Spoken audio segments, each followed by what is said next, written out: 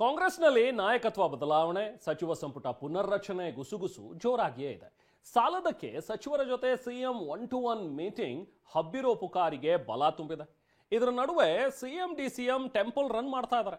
ಅದರಲ್ಲೂ DCM DK Shivakumar Hasanamba ದೇಗುಲದಲ್ಲಿ ಖಡ್ಗಮಾಲ ಸ್ತೋತ್ರ ಪಠಣೆ, ನಾರಾಯಣಿ ಮಂತ್ರ ಪೂಜೆ ಸಲ್ಲಿಸಿ ಹೊಸ ಚರ್ಚೆಗೆ ನಾಂದಿ ಹಾಡಿದ್ದಾರೆ.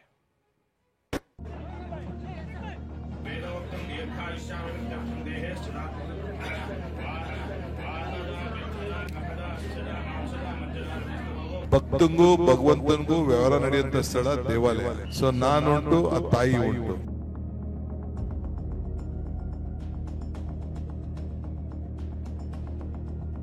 ನವೆಂಬರ್ ಕ್ರಾಂತಿ ಸದ್ಯ ಕಾಂಗ್ರೆಸ್ ಮನೆಯಲ್ಲಿ ಸಂಚಲನ ಸೃಷ್ಟಿಸಿದೆ.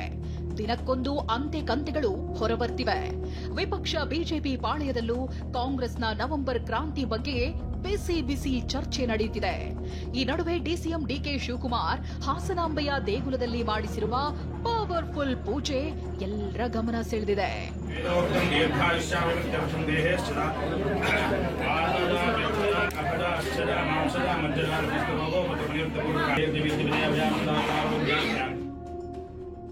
ಹಾಸನಾಂಬೆ ಸನ್ನಿಧಿಯಲ್ಲಿ ಖಡ್ಗಮಾಲಾ ಸ್ತೋತ್ರ, ನಾರಾಯಣಿ ಪೂಜೆ, ಸಿಎಂ ಪಟ್ಟದ ಫೈಟ್, ಡಿಕೆಗೆ ಹಾಸನಾಂಬೆ 2 ಬಾರಿ ಹೂಪ್ರಸಾದ.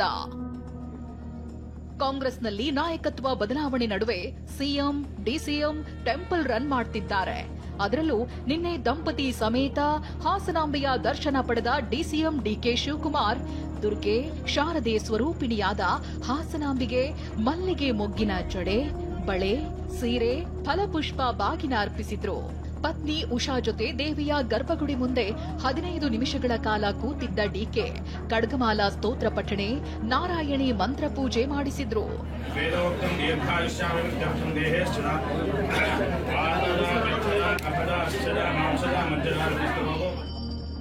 ಖಡ್ಗಮಾಲಾ ಸ್ತೋತ್ರ ಪಠಣೆ, ನಾರಾಯಣಿ ಮಂತ್ರ ಪೂಜೆ ಇದು ಅತ್ಯಂತ ಶಕ್ತಿಯುತವಾದ ಪೂಜೆಯಾಗಿದ್ದು, ತಮ್ಮ ಇಷ್ಟಾರ್ಥ ಸಿದ್ಧಿಗಾಗಿ ಚಂಡಿಕಾ ಹೋಮ ಮಾಡೋ ವೇಳೆ ಪಠಿಸುವ ಮಂತ್ರವಾಗಿದೆ.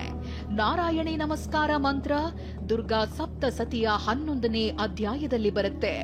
ಪಾಪ ಕರ್ಮಗಳನ್ನ ದೂರ ಮಾಡಿ ಶತ್ರುಗಳಿಂದ ಕೆಡುಕಾಗದಂತೆ ಸಂಕಲ್ಪ ಮಾಡಿ ಮಾಡುವ ವಿಶೇಷ ಪೂಜೆ ಇದಾಗಿದೆ. ಡಿಕೆ ಶಿವಕುಮಾರ್ ಅವರು ಅಲ್ಲಿಗೆ ಹೋದ ತಕ್ಷಣ ದಂಪತಿ ಸಮೇತವಾಗಿ ಯಾರ ಪ್ರಯತ್ನವಿಲ್ಲದೆ ಕಮಲದ ಹೂ ಬಿದ್ದಿದೆ ಮತ್ತು ಪುಷ್ಪನೂ ಕೂಡ ಬಿದ್ದಿದೆ. ಅಂದ್ರೆ ಏನೋ ಒಂದು ಸೂಚನೆ, ಅವರಿಗೆ ಮನಸ್ಸಿನಲ್ಲಿ ಏನ್ ಬೇಡ್ಕೊಂಡ್ರು ಆ ಕ್ಷಣ ಅನ್ನೋದು ನಮಗ್ ಗೊತ್ತಿಲ್ಲ.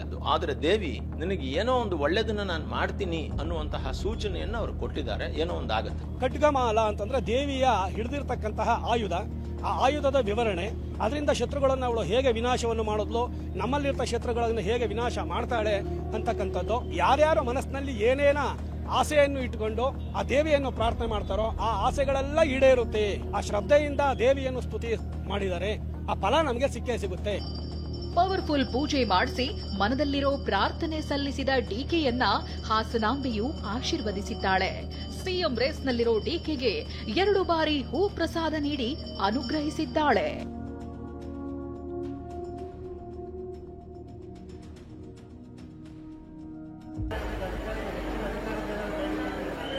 ಭಕ್ತಂಗೂ ಭಗವಂತನಿಗೂ ವ್ಯವಹಾರ ನಡೆಯುವಂತ ಸ್ಥಳ ದೇವಾಲಯ. ಸೊ ನಾನುಂಟು, ಆ ತಾಯಿ ಉಂಟು, ನಾವುಂಟು, ಭಕ್ತರುಂಟು. ಈ ಬಗ್ಗೆ ಪ್ರತಿಕ್ರಿಯೆ ನೀಡಿದ ಬಿಕೆ ಹರಿಪ್ರಸಾದ್, ದೇವರು ಎಲ್ರಿಗೂ ಒಳ್ಳೆ ಬುದ್ಧಿ ಕೊಡ್ಲಿ ಅಂದ್ರೆ ಶಾಸಕ ಬಾಲಕೃಷ್ಣ ಮಾತನಾಡ್ತಾ ಡಿಕೆ ಶಿವಕುಮಾರ್ ದೈವ ಭಕ್ತರು, ಅವರಿಗೂ ಒಂದು ಅವಕಾಶ ಸಿಗ್ಲಿ ಅಂದ್ರು. ಮಹಾತ್ಮ ಗಾಂಧಿ ಅವ್ರದ್ದು ಭಜನೆ ಇದೆಯಲ್ಲ, ರಘುಪತಿ ರಾಘವ ರಾಜ ರಾಮ್ ಸಬ್ಕೋ ಸದ್ಬುದ್ಧಿ ದೇ ಭಗವಾನ್ ಅಂತ ಹೇಳಿ ಕಡೆಗೆ ಹೇಳ್ತಾರೆ. ಎಲ್ರಿಗೂ ಒಳ್ಳೆ ಬುದ್ಧಿ ಕೊಡಲಿ. ನೋಡಿ, ಅವರು ಕೂಡ ಪಕ್ಷದ ಅಧಿಕಾರಕ್ಕೆ ಬರ್ಬೇಕಾದ್ರೆ ಅವ್ರದ್ದು ಕೂಡ ಕಾಣಿಕೆ ಇದೆ. ಅದರಿಂದ ಅವ್ರಿಗೂ ಒಂದು ಅವಕಾಶ ಮಾಡಿಕೊಡ್ತಾರೆ ಅಂತ ಹೈಕಮಾಂಡ್ ಮೇಲೆ ವಿಶ್ವಾಸ ಇದೆ. ಅವ್ರಿಗೂ ಕೂಡ ಮಾಡ್ಕೊಡ್ಬಹುದು. ಮೊದಲಿಂದನೂ ಕೂಡ ದೇವಸ್ಥಾನಗಳಿಗೆ ಹೋಗ್ತಕ್ಕಂಥದ್ದು, ಪೂಜೆ ಪುನಸ್ಕಾರಗಳು ಮಾಡ್ತಕ್ಕಂಥದ್ದು ಮೊದಲಿಂದನೂ ಮಾಡ್ಕೊಂಡ್ ಬಂದಿದ್ದಾರೆ.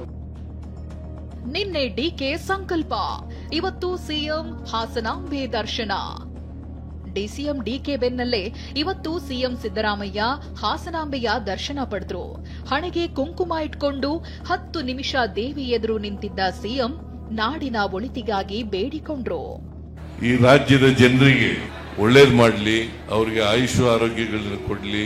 ಯಾಕಂದ್ರೆ ನಮ್ದು ಮನುಷ್ಯ ಸಮಾಜ, ಯಾವುದೇ ಕಾರಣಕ್ಕೆ ದ್ವೇಷಿಸಬಾರದು. ಬುದ್ಧಿಯನ್ನ ಎಲ್ರಿಗೂ ಕೊಡ್ಲಿ, ದೇವರನ್ನ ಪ್ರಾರ್ಥನೆ ಮಾಡ್ಲಿಕ್ಕೆ ಬಯಸ್ತಾ ಇದ್ದೆ. ವಿಶೇಷ ಅಂದ್ರೆ ಕಳೆದ ವರ್ಷ ಹಾಸನಾಂಬೆ ದೇಗುಲದಲ್ಲಿ ಸಿಎಂ ಸಿದ್ದರಾಮಯ್ಯ ಪೂಜೆ ಮಾಡಿಸಿದ ಬಳಿಕವೇ ಬುಡಾ ಕೇಸ್ನಿಂದ ವಿಮುಕ್ತರಾಗಿದ್ದು, ಇದೀಗ ಸಿಎಂ ಫೈಟ್ ಚರ್ಚೆಯ ಹೊತ್ತಲ್ಲಿ ಸಿದ್ದರಾಮಯ್ಯ ಬರೀ ನಾಡಿನ ಒಳಿತಿಗಾಗಿ ಮಾತ್ರ ಬೇಡ್ಕೊಂಡ್ರಾ ಗೊತ್ತಿಲ್ಲ. ಆದ್ರೆ ಸಿಎಂ ಡಿಸಿಎಂ ಟೆಂಪಲ್ ರನ್ ಹೊಸದೇನೋ ಒಂದನ್ನ ಸಾರುತ್ತಿರೋದಂತೂ ಸತ್ಯ.